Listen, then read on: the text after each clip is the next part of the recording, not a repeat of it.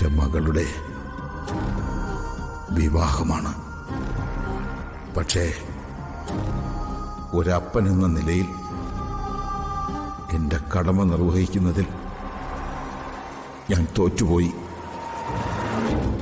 നാളെ മണവാട്ടിയുടെ വേഷത്തിൽ കല്യാണം മുടങ്ങി. എൻ്റെ മകൾ കർത്താവിൻ്റെ മുമ്പിൽ സങ്കടപ്പെട്ട് നിൽക്കുന്നത് കാണാൻ എനിക്ക് വയ്യ.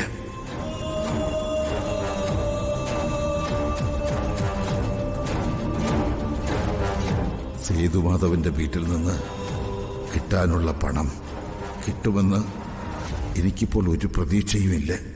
ഒരു സഹായത്തിന് വേണ്ടി ആശ്രയിച്ചവരെല്ലാം എന്നെ ഉപേക്ഷിച്ചു. ഇല്ല,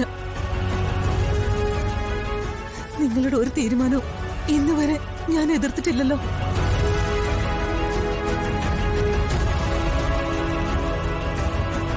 നമ്മൾ തോറ്റുപോയടി.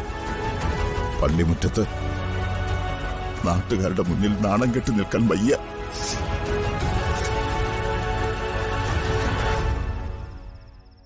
ലിസയോട് നീ പറഞ്ഞോ?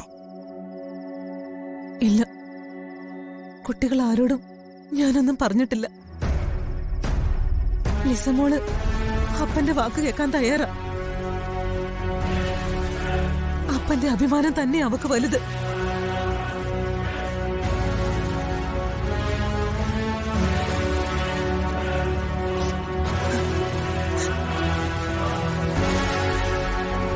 അവസാനത്തെ അത്താഴമല്ലേ, നമുക്കൊരുമിച്ച് നിന്ന് കഴിക്കാം. ചെല്ല്.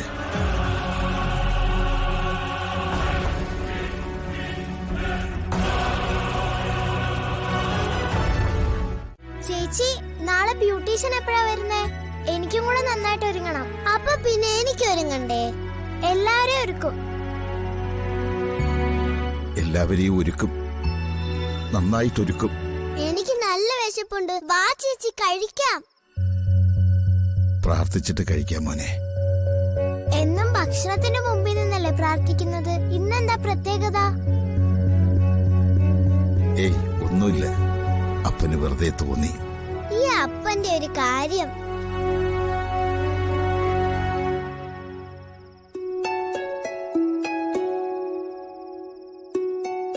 സ്വർഗസ്ഥനായ പിതാവേ, ഞങ്ങളുടെ പിഴവുകൾ മായ്ച്ചു കളയണമേ. എന്നെയും എന്റെ കുടുംബത്തെയും മുഴുവൻ ഞാൻ നിന്റെ കരങ്ങളിൽ സമർപ്പിക്കുന്നു. ആമേൻ.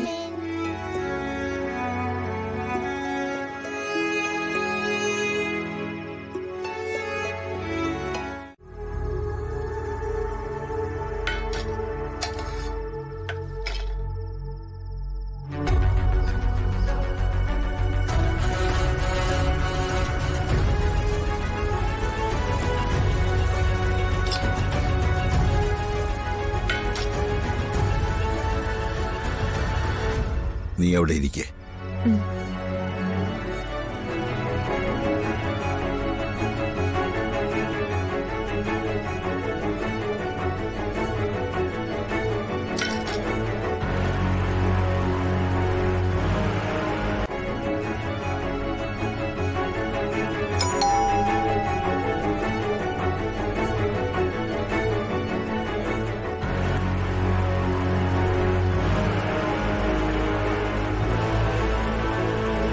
ഞാൻ ആരാണെന്ന് നോക്കിയിട്ട് വരാം.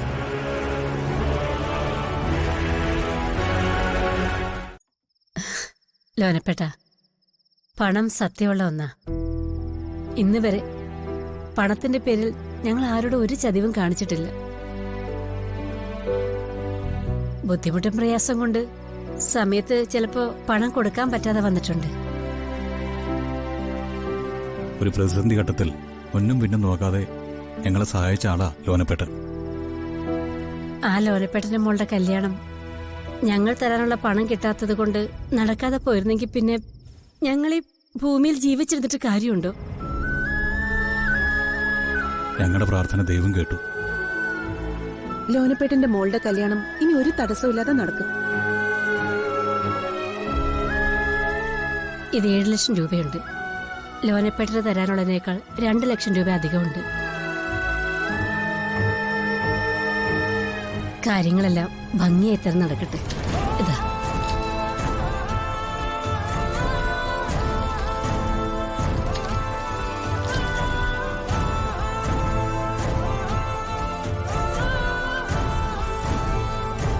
എന്റെ കർത്താവേ, നീ എന്റെ പ്രാർത്ഥന കേട്ടു. നീ ഞങ്ങളെ രക്ഷിച്ചു.